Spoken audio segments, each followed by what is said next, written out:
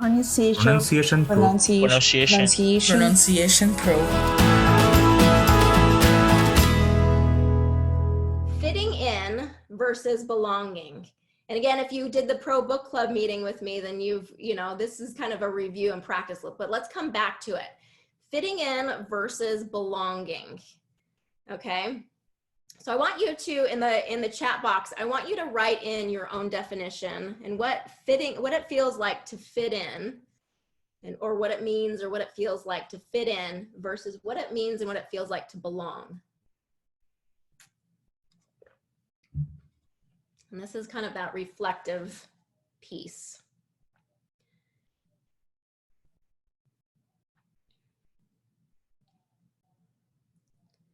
Fitting in versus belonging.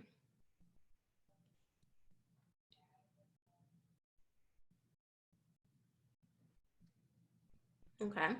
Abby's saying fitting in to me is conforming yourself to fit with a certain group of people.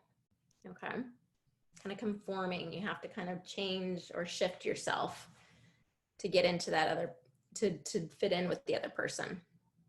Belonging to me is just be yourself and you're accepted who you are. Good. Kat says, belonging is having the courage to be truly and unapologetically you and connected to whole. Excellent. Fabiana says, fitting in, I can fit, but not really have the feeling of belonging. Okay. And then belonging is an internal feeling that I belong. Okay. Good. Dragosh says the fitting in is more of a false concept, whereas belonging gives you a sense of entitlement. Okay. You have to feel like you belong to that place in order to feel more American and feel a lot better in my case. Speak a lot better. Okay, Dragosh, this lesson's for you. Let's see. I have a feeling you have to feel you belong to the place. Okay.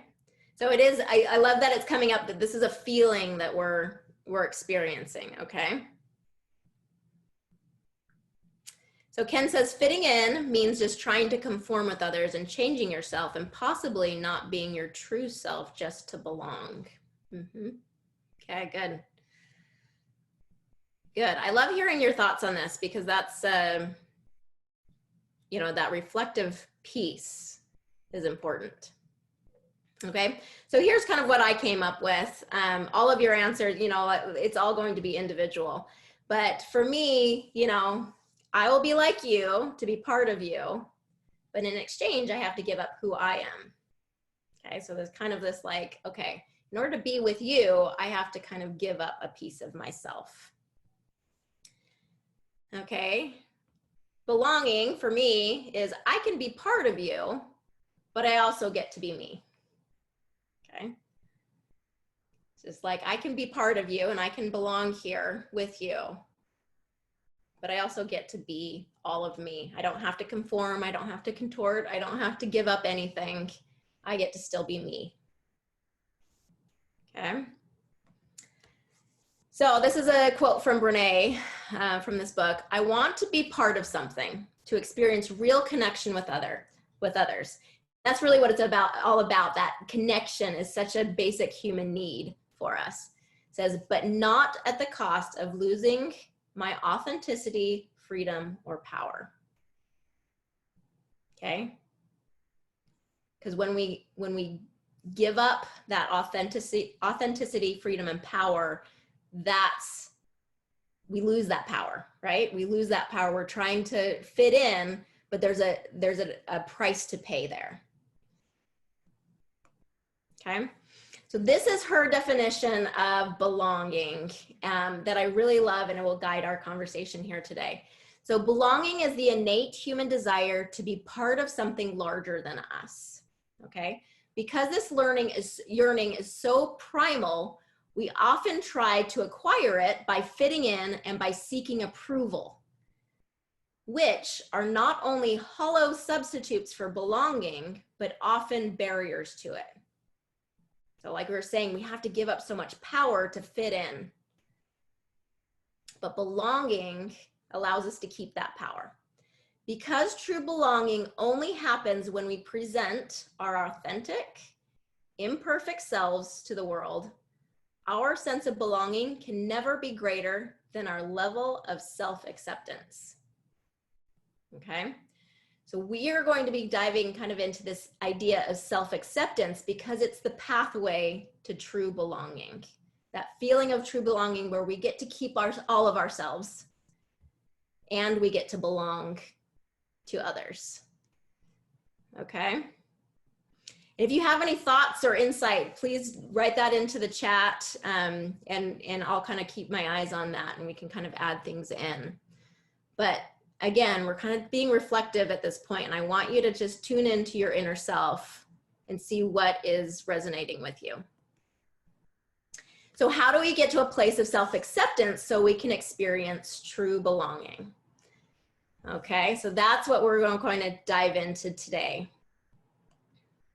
So we have to bring it back to our model here. Okay, so we have situations which are external, outside of ourselves, other people, other groups, other situations. And the reason, I guess I should bring it back to this, the reason that I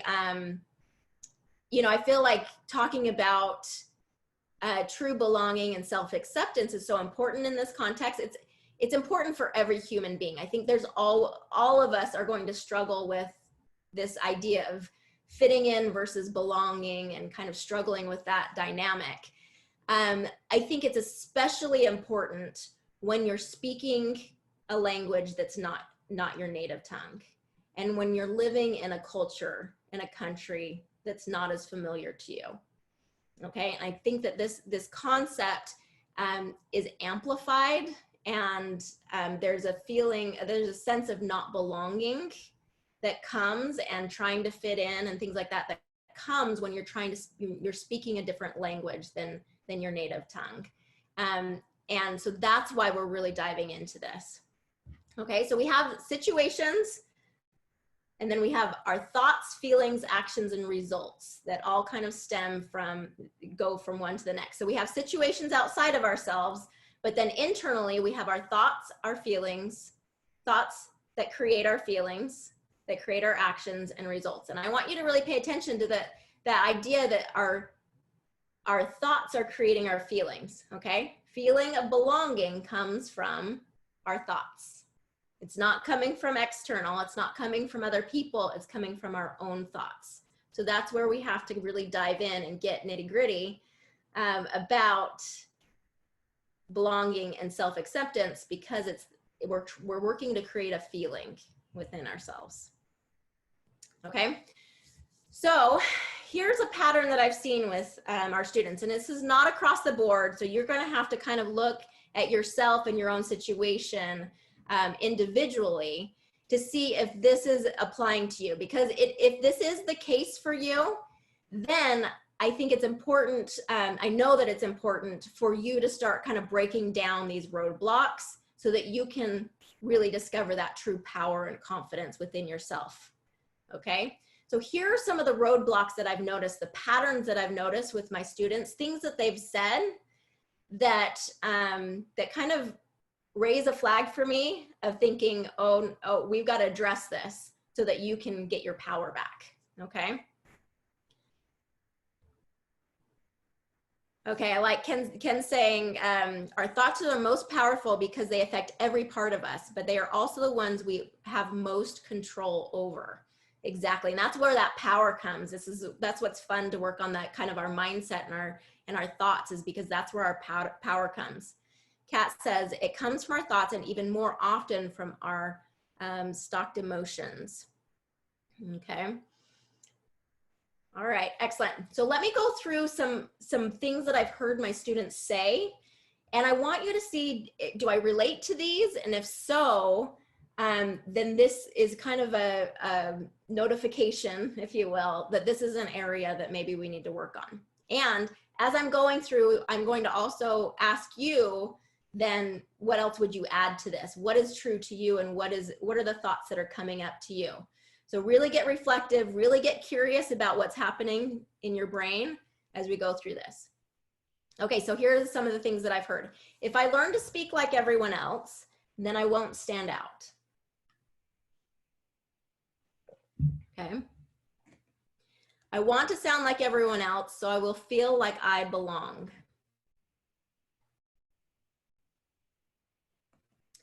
If I learn to speak like everyone else, then no one will know my past and where I've come from, where I came from.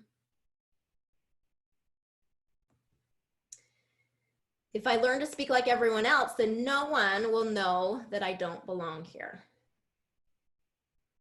Okay. And this is just, you know, these are just thoughts that I've heard and I've observed.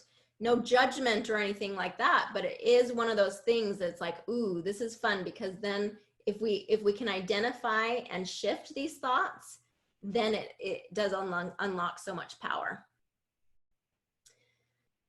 Okay, I want you to kind of then add to this. What are some things that are maybe coming up for you that might be roadblocks in your thinking process? And like I say, speaking like a native English speaker is not a bad goal. It's not like, that is a great goal to have. What I'm looking at is, what is the fuel that's driving that? Okay. Is it coming from a place of, I'm not enough, I don't belong, so therefore I need to do this thing to prove myself? Or is it coming from a place of love and acceptance for yourself, that then love and acceptance of yourself and just wanting to grow and improve and learn and get better and have more experiences and a different experiences? You know, I really want you to just kind of get mindful of what is fueling your drive there. Because if it's being fueled by, I'm not enough, or I don't belong, or some of that energy, it's not going to sustain you quite like, and it's not going to be as fun of a process as opposed to coming from a place of, I love who I am. I have that level of self-acceptance of who I am. And I'm doing this because I want to grow and I want to learn and I want to excel and I want to be better than I am. You know, I want to just keep growing, because that's the fun part of life. Your voice is important and needs to be heard. If you're ready to speak English clearly and with greater confidence, I invite you to start your free 7-day trial at pronunciationpro.com, where you will get professional training and personalized feedback every step of the way.